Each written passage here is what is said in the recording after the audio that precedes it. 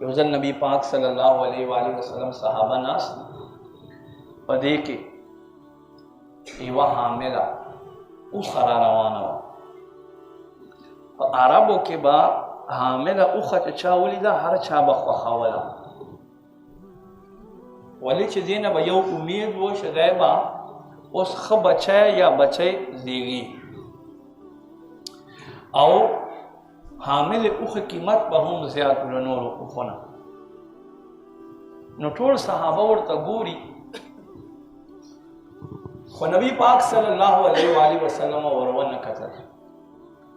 صحابه عرض کې قربان تاسو ولې نه ورګورئ؟ وی زه الله منع کړی یم.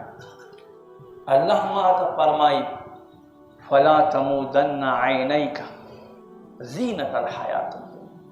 اے محبوبہ د دنیا ښایست د دنیا سنگار پسې سترګې مه ګرځوه. د دنیا ښایست د دنیا له سنگار نه د الله منع کړی یم. چې کوم انسان دا خواهش ترک کړي نو هغه انسان کامیاب دی. یو ځل د سپرلي موسم دی، حضرت رابعه بصری رحمت الله تعالی علیها ناسته د عبادت کوي. په دې کې مینځه آواز وکړو، وای ای زما سردارې راشه، ډېر ښکلی موسم دی او آسمان باندې هغه قوس قزا جوړه شوې ده.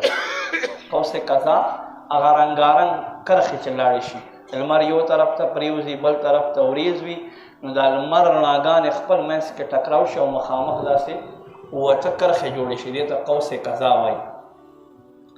وی دې نظاره وکړه لږ، وی ما سره د دې ټیم نشته، راشه اغزاد قدرتونو نظارو کې وخت مل تېروه، راشه چې زه تا باندې د اغزاد نظاره وکړم چې چا دا نظارې جوړې کړي دي، چا دا خوندونه جوړ کړي دي، هغه ذات زه په تا باندې نظاره وکړم، ما خواته راشه په تنهایي کې چې الله ذات درته وښیم. نو ما عزتمند او قدرمند الله جل جلاله فرمایي ما هر څه تاسو دپاره پیدا کړه، څه چې په ځمکه کې دا ټول مې ستاسو پیدې دپاره پیدا کړي.